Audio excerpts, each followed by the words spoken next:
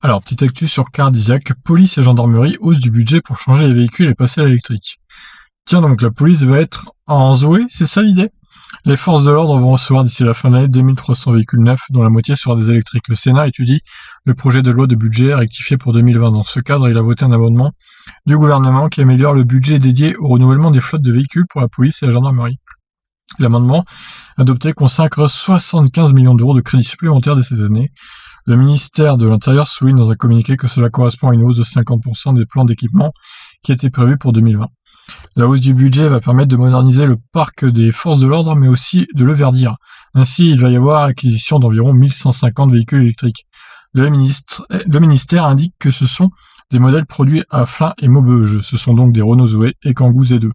Ce budget est en ce sens relié au plan de relance de l'après-Covid et doit permettre aux policiers et gendarmes d'exercer leur mission dans de meilleures conditions. Le ministère y voit un autre atout. Selon les calculs, ces 1150 véhicules électriques vont permettre une économie annuelle de 1,8 million de litres de carburant, ce qui représente 2,6 millions d'euros. Bon, il ne fait pas d'estimation sur l'électricité nécessaire à la recharge. Ouais, enfin bon, par rapport aux économies, c'est quand même énorme, quoi.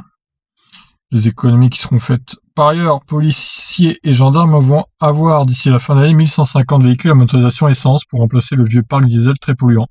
Il va aussi y avoir l'acquisition de 1500 vélos électriques de production française. Bon, bah c'est pas mal.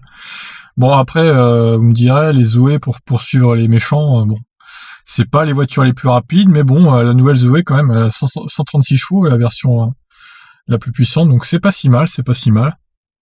Ça serait bien que Renault ou Peugeot d'ailleurs construisent des voitures électriques qui vont un peu plus vite, c'est-à-dire qui font 200-250 chevaux par exemple, 0 à 100 en 6 secondes, 7 secondes. Ça pourrait être pas mal pour les forces de l'ordre, pour le coup, pour les interpellations, etc. Au moins ils se feraient pas semer par d'autres gens avec des voitures, des genres des BMW, des Mercedes, etc. Ça pourrait être une idée à étudier. En tout cas, c'est déjà bien que la police passe en partie à l'électrique, on va dire. Qu'en pensez-vous? Je vous laisse réagir.